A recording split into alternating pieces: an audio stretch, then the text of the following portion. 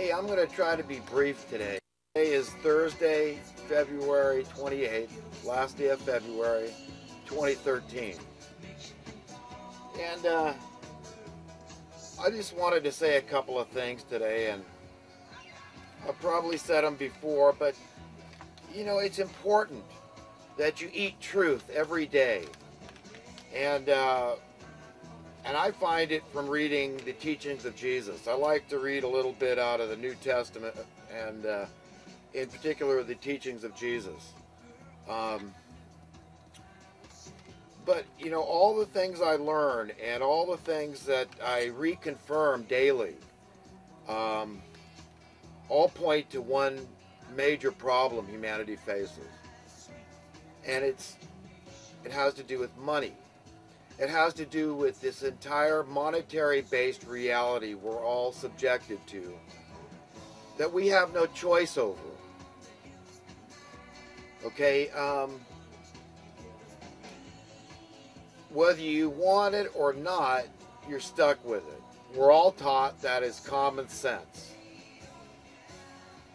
This is just the way it is, and there's nothing you can do about it. And I reject that notion through and through. And what I try to do when I talk to people, whoever is willing to listen, is share the truth I have, because I can't keep it to myself. It's important that everybody understands the same truth, that we're talking the same language, that we have an understanding that supersedes the lie that has been perpetrated on us. And in order to do that, you fundamentally have to understand that money is the root of all evil. It goes back to what Jesus taught. The love of money is the root of all evil. And I ask you, in all honesty, do you love money?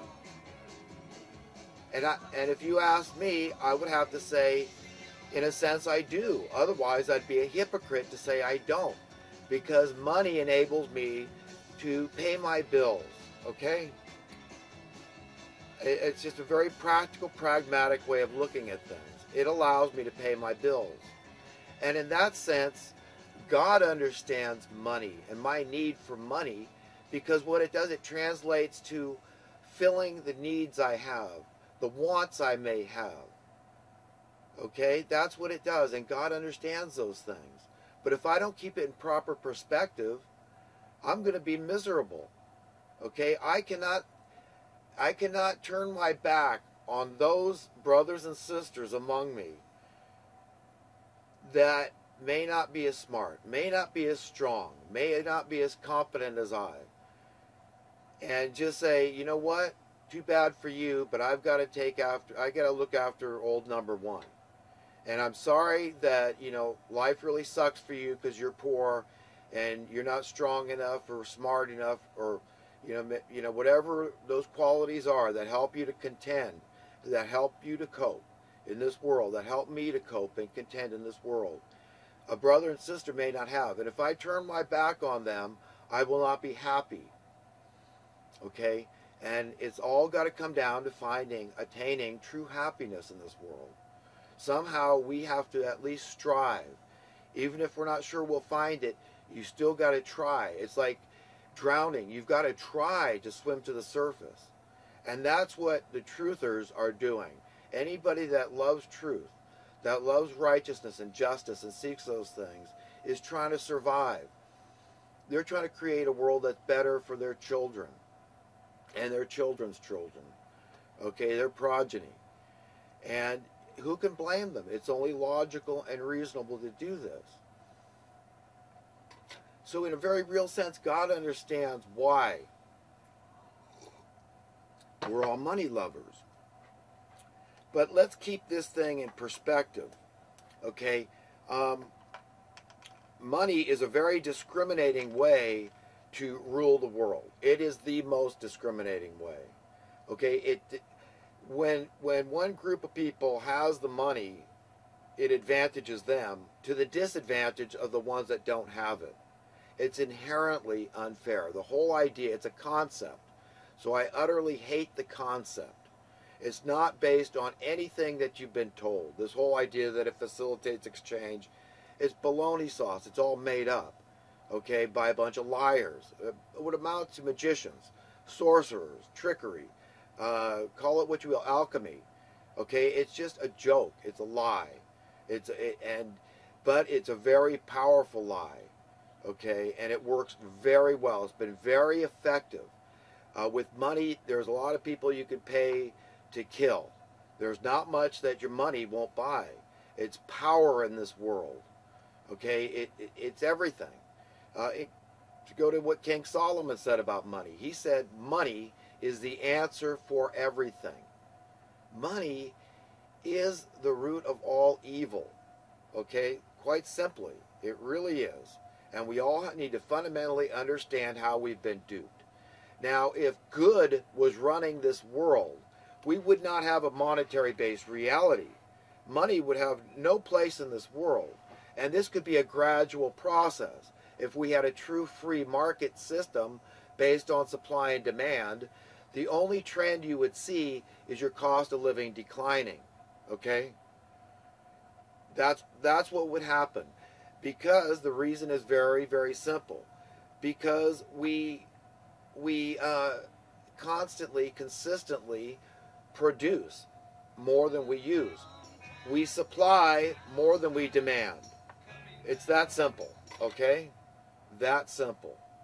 And so eventually you reach a state where you've got such an abundance, nobody's even needed to work practically. I mean, our work week is being reduced simultaneously with your prosperity increasing.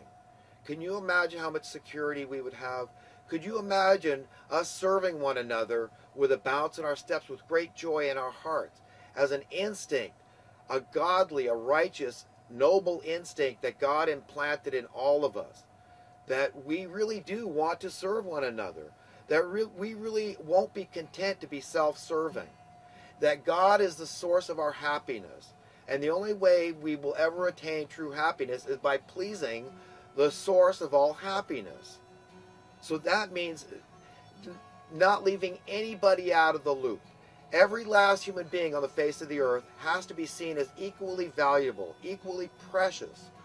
We've got to see things through the eyes of our Creator, the one that has taught us everything good that we know, the one that provides anything truly good. Those things last forever. They're stored up in our heart. They're those qualities about you that you wouldn't part with for any amount of money. Anybody can understand this theory. Even an atheist can understand that idea. There's qualities about you, your conscience, your integrity, that you wouldn't sell for any amount of money. No matter what somebody asks you to do in trade for the whole world, you say, no, that crosses boundaries in my heart, in my soul, in my mind, in my spirit, in my conscience, and I won't do it. It goes against my integrity.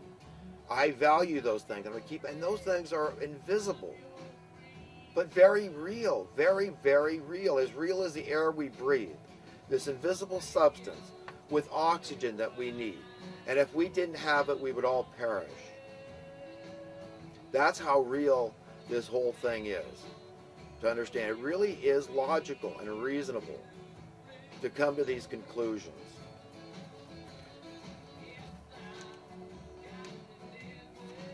So let's look at this scam money a little closer. Understand that solving the problems humanity has, problems like crime, okay, all sorts of crime, you know, from prostitution to burglaries to just recently 300 something miles south of here in Santa Cruz, I'm up in Chico in Northern California, a couple of cops were killed. This crazy guy, things just got too rough for him. Probably didn't have a single real friend that he could talk to. He went over the top. I mean, you know, it was like the guy got taken over by evil. And the last straw was that he lost his job. He did some stupid things that involved peeping at girls and he came on to some girl a little heavy from his workplace, and the guy was he was a very troubled guy. That's the point I'm trying to make. And he ended up killing 2 cops. And and the last straw was this guy losing his job. The fear gripped him and consumed him. The idea that he was going to be like any other homeless guy out there, you know, that he could very well perish if he wasn't strong enough to survive the elements. And his fear overtook him, and he shot a couple of police officers dead. Can you imagine? I mean, this all is about money. I mean, how horrible is this? But understand this. We could end poverty here in California for half the cost of imprisoning people. And we wouldn't have to worry about these kind of people out there. The guy can't afford to pay his rent. How's he going to afford to get a wife? Everybody knows if you want a wife, I mean, it's a no-brainer, okay? You got to have bread. You want to give her security. You want to take care of your wife and your kids. It's the noble and right thing to do. It's logical. It's common sense. It's even biblical. A man is supposed to take care of his family. King Solomon said a man that doesn't take care of his own is an infidel. I mean, it's not a good thing, okay? So we all instinctively know that as men. So do you understand how all this ties into the crime? All of it. The crime would practically vanish overnight if you just ended poverty. And it could be done at this point in history much cheaper. I say at this point in history because of the abundance all around us, okay? We don't have people going without whether it's food or housing, clean water in this world anymore, because there's a shortage of those things, okay? There's an abundance of those things. What there is there's just a disparity that has grown over a long period of time. The scales have been tipped so much, and they continue to tip. Poverty still is continuing to explode. And at this point in history, it's far less excusable than at any other time in history. So you understand why people are doing without. It's not due to laziness. It's not due to people's unwillingness to work. Hell, people are practically having to beg for work. I mean, how many homeless guys in your town, if you adopted them, you say, look, I'm gonna take you home. I'm gonna do a Christian thing. I'm gonna adopt you. And you know what? These people would probably kiss the ground you walk on for you to adopt them as a slave and to keep them busy, give them something to do, make them feel wanted. You know, but remember, they've been traumatized. They've been ignored and dejected, and they're disheartened. And you're going to have to wean them back to life.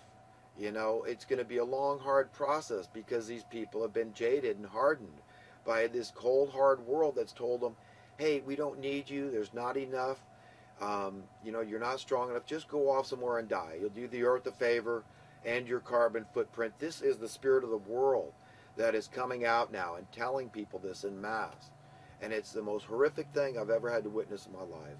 And at this point in history, it is utterly and thoroughly inexcusable. I don't care what your political leanings are, what your economic philosophy is. This is evil. It's evil, okay? Because these are your brothers and sisters. And if you think you're happy right now, you're lying to yourself. You will never find happiness, okay, until we put an end to unnecessary human suffering. And it's all being caused by money, the lack thereof. All right? That's right. You heard me right. You will never find happiness as long as you tolerate unnecessary human suffering. That's why I fight against it. Okay? These wars would go away overnight. Virtually all of our problems. We could live together in total peace and harmony on the face of this earth. Okay? We still have a lot of crap to contend with. We've got diseases. We've got predation. We've got accidents. We've got natural disasters. We've got death hanging over our heads from cradle to grave. We, as human beings, can contend with those things. But what we cannot contend with, and we all have to admit it, is unnecessary human suffering. These are your brothers and sisters. These are you. Okay?